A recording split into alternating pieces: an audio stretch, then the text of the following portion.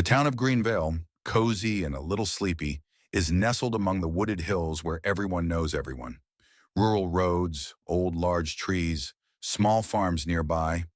There was peace and a certain naive confidence that great disasters avoided these places.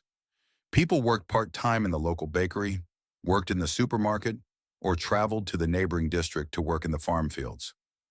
The local school had only a few hundred students, and the only church was filled every Sunday with the melody of the organ and prayer. And here, in a town that loved comfort and predictability so much, a drama unfolded that awakened the darkest fears. It was the end of summer, the leaves were beginning to turn brown, the sun was setting faster every day, and people were gradually preparing for the cooler evenings. Everything seemed stable until 18-year-old Adelina Rayner disappeared. The story of this girl would become the most talked about event in the town's history. It would be written about in the newspapers, an amateur documentary would be made, and her name would be forever etched in the memory of Green Valley. Adeline Rayner was an ordinary girl, but at the same time a special one. Tall, with long blonde braids, large brown eyes, and delicate features, she stood out among her peers for her refined beauty. She grew up in the family of physics teacher Henry Rayner and former nurse Chloe. From her father, she inherited a love of books and a calm disposition. From her mother, caring and a penchant for creativity. When asked, "What do you want to be after school?" Adelina shrugged her shoulders and smiled. An artist. She loved to draw, portraits, landscapes, abstract images. At school, she did well, though not without excessive effort. She read novels, watched fantasy, and only in some subjects, including history and literature, did she get high marks. She had a cat named Gray, which she picked up as a kitten along the road. She lived quite secluded, had a few close friends, but never belonged to noisy groups. This summer was her first since graduating from high school, a time of freedom, a time to make plans. But her parents noticed that she started going out more often in the evening, staying on her phone longer, and watching strange videos with urban legends. They weren't too worried because they thought it was just a normal youthful interest, a desire to explore the world. However, in mid-August, Adelina's behavior changed. She became a bit gloomy, avoided dinners with her family, and sometimes returned in the wee hours of the morning without explaining anything. When her mother asked her, "Where have you been, sweetheart?" she would brush it off. "I was just walking. Mom, I'm 18, don't worry." And then one morning, on August 20th, Adelina did not come home at all. At first, her parents thought she had spent the night at a friend's house, but her phone was not answering. Her keys were still on the kitchen table, and her wallet was gone. Usually, she would at least leave a note. In the evening, Henry and Chloe called the police, confused, and called the police. Sheriff Liam Nolan, who had served in Green Valley for more than 20 years, responded immediately. Although such cases are rare, the girl's disappearance was a serious concern. He called several subordinates to interview Adelina's neighbors and friends. At the same time, the parents gathered their friends and began to inspect squares and abandoned buildings on their own. Everyone hoped that maybe it was a stupid prank or she had run away with some guy. But as the day passed, evening turned into night, there were no traces. Some friends recalled that Adelina had been spotted a few days ago at an old abandoned farm near the forest. Someone allegedly saw her in the company of an unfamiliar guy, taller than her, with dark long hair. But no one could accurately describe his face. There were rumors about a new, strange visitor to the city. However, no one officially registered it. There are few video cameras in the town, so it was difficult to check. Adelina's parents remembered that she had said something strange the week before. "I feel like my life is going to change," and they didn't pay much attention to it. The police found out whether Adelina had a car. It turned out that no, she used her mother's car when she needed to go places, but not that time. Then they decided to see if she had called a taxi. No, no services recorded her orders. Then, did she have a friend who could give her a ride? It turned out that she had allegedly been corresponding with her friend Molly, but she had gone to another city for a summer festival. Molly said, "I haven't seen her for 2 weeks." Adelina's phone was silent. Cell phone operators did not detect a signal from her SIM card, as if the device had been turned off or destroyed. This was confusing, because even if she had run away, why didn't she get in touch? After 3 days of searching without any results, they started checking all the abandoned places. There was an old mill on the outskirts, no longer in operation. Teenagers often climbed there. In the corner, they found sneaker tracks, cola bottles, and cigarette butts of two different brands. The name Ade was painted on the wall. Perhaps she had written her name. And somewhere near the stones, they found a small hairpin, very similar to the one Adelina wore. However, there were no traces of blood or signs of violence. Someone had left graffiti on the wall that read, Ghost King, stylized as some kind of rocker inscription. The police assumed that it could be the signature of the stranger she had seen. However, no one could say whether it was him or just someone else's tag. A local 16-year-old boy, Thomas, timidly avoiding the older age of the police, admitted that a week before her disappearance, he had seen Adelina talking to a man, 25 to 30 years old, in black leather, near the mill. They looked tense. He was standing close to her, speaking quietly but emotionally. When Thomas happened to be nearby, the man looked at him so ominously that he got scared and ran away. He could not see the car or the face. He only remembered that his hair was dark, shoulder length. The police started checking all the bars and motels to see if anyone had seen a long-haired man there. But the town is small. All the places are familiar. No one remembered a similar subject. Perhaps he was not a local, but a visitor.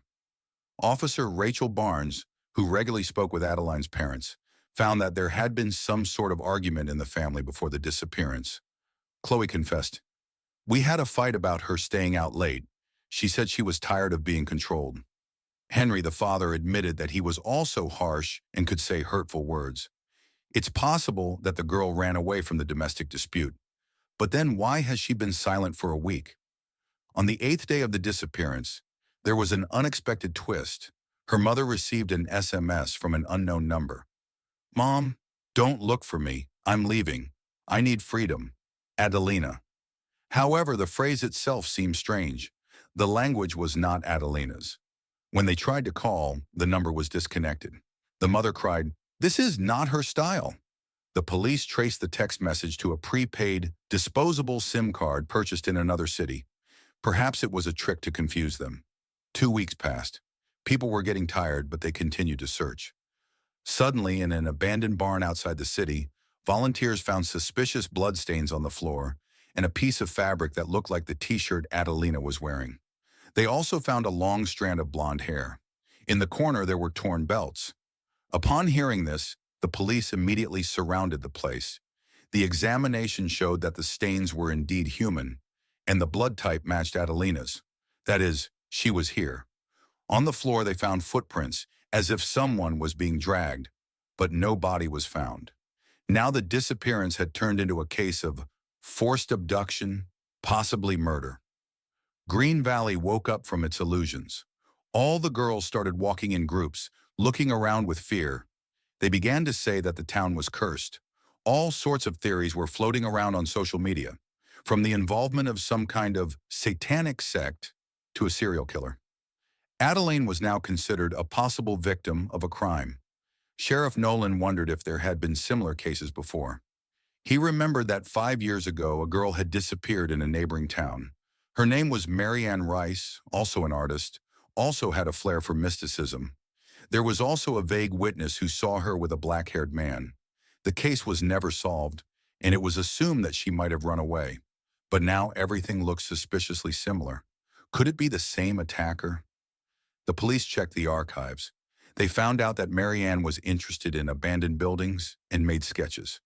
At first, her search also seemed to lead nowhere. Was it the handwriting of the same maniac? If so, the danger was greater than it seemed. After the story about the bloodstains in the barn, journalists started visiting the town. This irritated the locals because they did not want to turn the tragedy into a show. However, as usual, you can't escape the press. The headlines read, "Young artist kidnapped in Green Valley. Is there a serial monster in Louisiana?" People began calling the sheriff, reporting various rumors.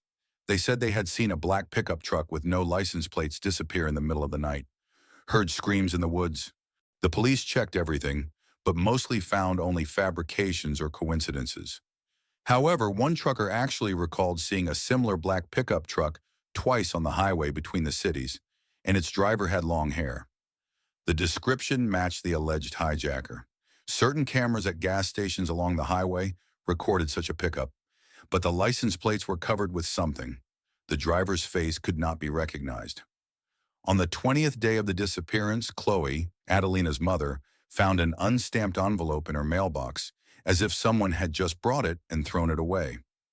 Inside was a piece of paper with a map drawn in pen, a river, a forest, a cross, and an inscription. Here it is. No signature, no explanation.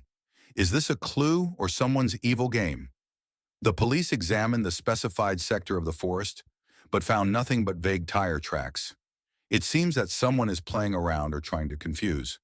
Some sensation-seeking journalists began to spread the version of a ritual murder, saying that they had found some symbols in the barn, in particular an inverted cross scratched on the wall. However, the police did not confirm this. It might have been old graffiti, nothing to do with the case. All these stories only fueled mystical gossip. At school, high school students joked that the spirit of the mill had kidnapped Adelina. Some of them really believed in such nonsense. For Henry and Chloe, it was painful because they saw everything turning into a show while they just wanted to find their daughter, alive or at least dead. After a month passed, they could hardly believe in a happy ending. But one evening, Chloe received a short message on her phone. "I'm alive. He's holding me. Please save me." Everyone turned pale. Was this really Adelina's number, or was someone mocking her?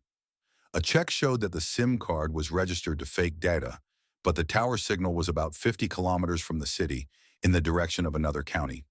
The police immediately went there. A rapid response team was deployed, and a helicopter with a thermal imager was used to inspect abandoned farms and houses. They hoped to catch the criminal off guard. 24 hours of searching passed with no luck. Perhaps they were too late. Officer Barnes noted that the suspect could have moved on, as he was a nomadic maniac. The next night, a longtime resident called the station saying, "I saw lights from lanterns in the field, near a boarded-up farm, which disappeared suddenly, and then I heard a scream." The police went there, but found no one. But they did find tire tracks and scattered cigarettes, again of two brands, a hint that two people were there. They also found a piece of cloth with a brown stain, blood. The examination confirmed it. Adelina's DNA. It means she was there. Maybe she managed to escape and scream, but the perpetrator took her away again. The mood in the city became tragic. Some people no longer believed that she would be found alive. But the family didn't give up, and every day her parents came to the sheriff's office hoping for news. Mary Ann Rice's family, having heard about the coincidence, visited Greenvale. Their daughter had disappeared in a similar way, an abandoned barn with traces of blood, but no body was found, and there were rumors of a black man. It seemed to be the same handwriting. Mary Ann's parents met with Henry and Chloe. They cried together and exchanged guesses. Now the police had two open cases that seemed to be connected in one line: a serial kidnapper. Sometime later, a local woman named Lori Green, who lived 10 kilometers from the city, told the police that she had noticed someone's presence in the interior of her abandoned garage at night. Scraps of fabric, another wet spot, blood, and food, chocolate wrappers, were scattered there. It looked like a man was probably hiding there with a hostage. Lori noticed a woman's silhouette at the window, but she was afraid and didn't have time to call the cops immediately. The police immediately examined the garage, but the culprit fled, presumably having heard the noise. However, they found a torn drawing that clearly belonged to Adelina, a pencil drawing style. The drawing showed a profile of a girl with sad eyes and the signature, R. This confirmed that Adelina was alive and being transported from place to place. Thanks to the coordinated work of Officer Barnes and the technician, they found traces of her phone's signal when it was turned on for a short time. Based on circumstantial evidence, they were able to figure out that the attacker was heading in the direction of an abandoned logging site where seasonal workers once worked. Those barracks had been empty for a long time, becoming a lure for homeless people and adventurers. A group of 10 police officers was formed, armed and ready for the worst. They set off at night, surrounding the location. They were assisted by a helicopter with a thermal imager. They found a black pickup truck with blacked-out license plates. This was the first clear confirmation that the thief was here. From there, they could see a flashlight flickering in one of the dilapidated buildings. And so the operation began. Inside the barracks, the officers heard a muffled female scream. The assault team entered, breaking down the door. In the corner, a bound and beaten girl, Adelina, was lying on a dirty mattress. A tall, thin man with a knife stood over her, his hair really long and black, a crazy glint in his eyes. A short but dangerous fight ensued. The offender tried to stab the officer, but was neutralized in time by a shot to the shoulder. Adelina was freed. She was in tears and shock. She could only whisper, "Help!" When the perpetrator was twisted, it turned out that his name was Derek Nolan, no relation to the sheriff. He was carrying a bunch of ropes, knives, duct tape, and strange souvenirs, parts of women's clothing. Mary Ann Rice's phone was also found in the pickup truck, confirming that he was involved in her disappearance. At first he shouted, "You all don't understand. I was saving her soul." Then he fell silent. Adelina was immediately taken to the hospital. She had bruises, cuts, and signs of dehydration. But most importantly, she survived. The city breathed a huge sigh of relief, although it was not without reason that they believed that this case could be connected to Mary Ann's murder. When the police interrogated Derek, he admitted that Mary Ann died because, and fell silent. He did not say where the body was. At the hospital, Adelina slowly regained consciousness from the medication. She recognized her parents, who were standing by her bedside, crying with happiness. The girl's first words were, "I'm sorry I didn't listen to you." She said that she had met this Derek near the mill. He seemed to her an exciting, mysterious stranger who seemed to be telling her about other cities and adventures. Gradually, he made her trust him and then lured her to an abandoned place. When she realized that something was wrong with him, it was too late. He subsequently held her by force, drove her around abandoned buildings, prevented her from contacting the world, and beat her when she tried to escape. He cut her hair and forced her to pretend to obey him. Several times she somehow got to the phone and sent short messages to her family. She says she heard him mention another girl, probably Mary Ann, whom he was holding, but she resisted too much. Apparently he killed her. However, he did not name the exact location. In the following months, the police prepared a case against Derek Nolan: kidnapping, illegal detention, torture, and attempted murder. Mary Ann Rice was also accused of murder, although her body was not found, but there was strong evidence: DNA on his knife, the girl's phone, and testimony. Under the pressure of the facts, Derek admitted that he really got rid of Mary Ann, although he did not name the exact place of burial, perhaps taking pleasure in mocking his family. The trial was highly publicized. Adeline dared to testify and describe the nightmare she had experienced. The jury was shocked. When the prosecutor showed photos of the barn with blood on it and told them about other possible victims, the public demanded the death penalty. In Louisiana, the death penalty is possible for such crimes, but the jury agreed on life without parole.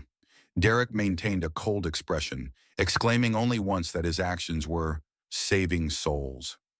It was clear that he was mentally unstable, but medical experts said he was able to realize his actions. Thus, the criminal was put behind bars forever. As soon as the trial was over, Adelina went back to the rehabilitation center. She needed to restore her health, both physical and psychological. She received numerous bruises, a fracture of 2 fingers, and most importantly, a severe trauma. At night, she would shudder from nightmares in which she saw herself chained to a pipe and heard his footsteps. Her family, friends, and a psychologist were by her side. After several weeks of treatment, she returned home. Now the house looked different, as if it were someone else's. Neighbors came with gifts. Some of them awkwardly tried to avoid the topic of her abduction. The town was generally happy that she had been rescued, but also grieved for the other alleged victims. Mary Ann is still missing. A social campaign was launched in Greenvale, a series of meetings where the sheriff spoke about safety and how to recognize threats. Self-defense classes were held in schools, and psychologists organized support groups for teenagers experiencing depression. The local population no longer believed in their security purely because of geography. They realized that horror could come from anywhere. Marianne's parents installed a memorial plaque near the place where her bloody clothes were once found. They have given up hope of finding at least the remains of her body to give their daughter a proper burial. This story has permeated the city. Before, the locals treated disappearances as something somewhere in mega cities, but now they have experienced it firsthand. Adelina cautiously returned to normal life. At first, she just went to the store with her mother, then she started walking along the riverfront on her own to overcome her fear. She found a therapeutic activity, painting stories of her survival. Saris, dirty barns, old cars, shadows of a man with a knife. These paintings were heavy and creepy, but they helped her release her pain. Sometimes the townspeople asked her to speak at some local events with words of support. She didn't dare to do it right away, but when she gathered her strength, she said briefly, "If you have a premonition that you are in danger from someone, don't be silent." I was silent, thinking that my fears were imaginary, and as a result, I fell into a trap. Do not repeat my mistakes. This message resonated with the community. One day, 6 months after her liberation, Adelina asked her parents, "I'm fine. I want to go to the old mill where it all started and paint it one last time. It is part of my history." Henry was shocked at first, saying, "Why would you want to bring up memories again?" But the psychologist explained that it could be a step towards completing the traumatic cycle. So she went to the mill ruins with a friend who was also an amateur photographer. Adelina laid out a blanket, sat down with her easel, and took a pencil and paints. At first, her hands trembled as she pictured the horrific images of the kidnapper. But she took a deep breath and began to paint. A crimson-colored mill appeared on the canvas, the surrounding area as if in the evening sky, and the silhouettes of two girls on either side, herself and probably Marianne. Suddenly, she felt relieved, as if she had released her fear. On the way back, she spoke softly. "Now this place will not hold me captive." When Adelina was almost back to her usual routine, she received an email from a woman who introduced herself as Colby. She wrote that she had met Derek Nolan in another state, but he had a different name. She barely escaped from him after one terrible night. When she heard the news of his arrest, she was glad that he couldn't hurt her. "But I couldn't go to the police. I was too scared." "You are strong. You stood up to him." This letter moved Adelina. She realized the scale of Derek's crimes. He may have been committing violence all over the country, but only 2 cases had been officially solved, hers and Marianne's. That's how the idea to create a small support group was born. Adelina and her friend launched an online platform where victims or suspected victims of harassment could share their stories and receive counseling. Later, psychologists and volunteers joined in. Another year passed. Life in the city returned to normal. People were sowing grain again, harvesting crops, going to the market. However, everyone remembered that the drama of kidnapping and murder had once unfolded here. Now young people were more conscious about dating, and parents listened to their children more carefully. The case of Adelina Reiner became a landmark in the city's annals. It was officially solved. The criminal was caught and imprisoned. The only thing missing was the discovery of Marianne's remains, but the case is also considered solved thanks to circumstantial evidence. The site of the barn where the first traces of Adelina's blood were found is now empty, and it was demolished so as not to remind us of the tragedy. A small memorial sign was installed on the outskirts, in memory of the victims of violence and those who continue to fight for life. Between the 4th and 5th years after the events, Adelina decided to leave Greenvale to attend an art college in another city. She has already had the opportunity to exhibit her paintings at local vernissages, and some of her paintings have even sold. In her work, the theme of liberation from darkness was clearly traced. Critics called it sincere and deep. Before she left for college, Adelina came to her family home and sat in her room, looking at things that reminded her of her previous life. Postcards, posters, photos of her smiling, carefree childhood. "I've spent half my life here," she thought. "I've seen the worst of it, and the best of it too." She took a few purely symbolic things, a blue bracelet given by her mother, an old sketchbook, and set off for a new future. Her parents also began to live differently. Henry wrote a confessional book, The Story I Didn't Want to Tell, in which he described his emotions while searching for his daughter his own powerlessness, and then his relief. The book was published in a small number of copies, but became popular among the local audience. To cope with her anxiety, Chloe returned to her old profession of a nurse and started working at a local clinic, helping people and becoming kinder to herself. Meanwhile, Derek Nolan was serving his sentence in a maximum security prison. Some journalists tried to interview him, but he rarely got in touch. Several times he wrote confusing letters where he used pseudo-religious phrases and blamed the society forced to undergo purification. He tried to appeal the sentence, citing his poor psychological state, but the court rejected the appeal. From time to time, Derek hinted that he had information about other missing girls in different states, but called it his secrets that he would reveal at the right time. The police tried to get more out of him, but to no avail.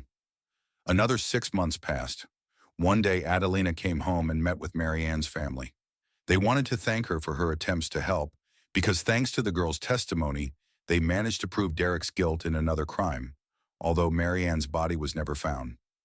Looking at these grieving people, Adelina felt, I could have been in the same position. I could have remained unaccounted for too. Together, they went to the site of the memorial sign in Marianne's honor and lit a candle. It was a quiet but deeply emotional moment when everyone realized that sometimes justice is incomplete because an incorporeal grave does not provide complete peace. Soon Adelina was finishing her studies at the College of Arts. For her graduation project, she created a large series of paintings called Shadow Under the Crimson Sky, which reflected her entire journey, from naive youth to the catastrophe of kidnapping and her slow return to life. Each painting had its own emotional leitmotif. At the exhibition organized by the teachers, many guests cried when they saw these images and learned the story firsthand. This is how she became known not only in Green Valley. She was invited to several cities to exhibit her work. Adelina dreamed of creating a foundation to help victims of violent crime recover through art therapy. Of course, the trauma she experienced left scars. In her relationships with people, Adelina remained cautious, feeling tense if she saw someone make a sudden gesture on the street. However, she did not want to let fear rule her life. Eventually, she settled down on campus, where she had friends who knew everything and supported her. The support network grew. Other girls wrote to her, saying they had also escaped from kidnappers. A few years later, rumors spread again in the town. Someone had allegedly seen Marianne's ghost in the old woods. Young people said they heard a woman crying at night. Some said that it was an echo of the crime because her body was never found. The journalists wanted to make a sensation, but most residents looked at it with a wry eye. Don't laugh at someone else's grief. Marianne's mother, Mrs. Rice, said quietly that she continues to pray. I hope my daughter's soul finds peace. The police no longer had any leads to open the grave. Derek, too, remained silent, as if enjoying his power. At the age of 25, Adeline returned to Green Valley for a short time to open a small gallery studio where young people from the city could paint, create, and talk about their problems. She named the studio Light Through Shadows.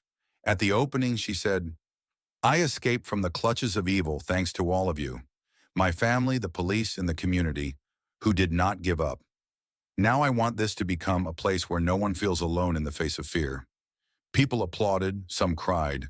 It was then that a brilliant master of light, an abstract artist from a neighboring state, offered her a collaboration. So Adeline took another step into the future, from pain to recognition. Greenvale has also changed. Instead of a single sheriff, a full-fledged police department with expanded powers has been created, and surveillance cameras have been installed in dangerous areas.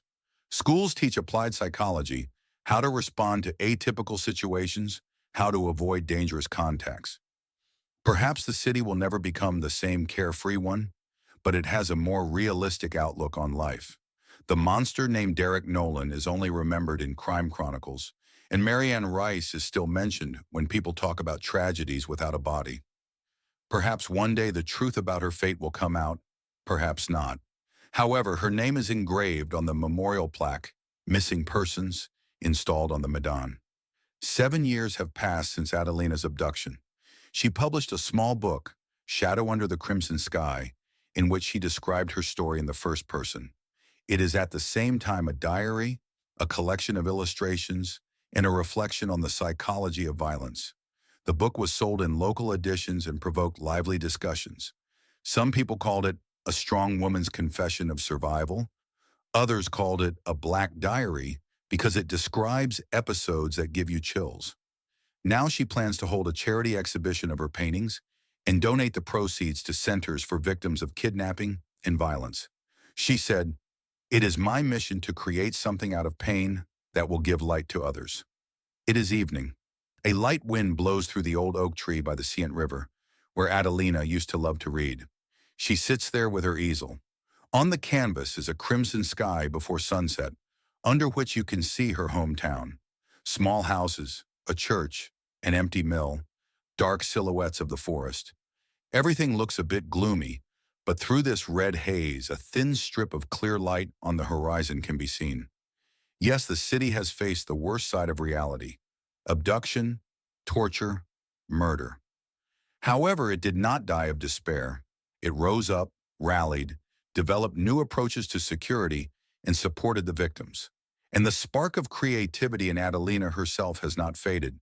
On the contrary, the tragedy has turned into her driving force, and she helps others not to lose hope.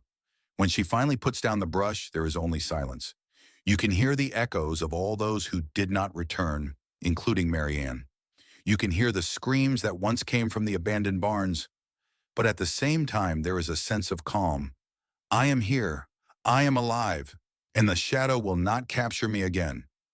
And the crimson leaves falling underfoot remind us that even the most bloody time can be part of a beautiful cycle when life continues and is renewed. The final lines of Adelina's book read as follows: "The shadow under the crimson sky is not eternal. It gives way to courage, compassion, and love, which, though fragile, eventually conquer the darkest nightmares." Thus, the story is complete. However, everyone who has heard about this crime will never forget that there is always a risk of villains with dark souls in society. We can only hope that new generations will learn a lesson from this tragedy: to be more careful, not to keep silent about warning signs, and to appreciate every ray of light in their lives.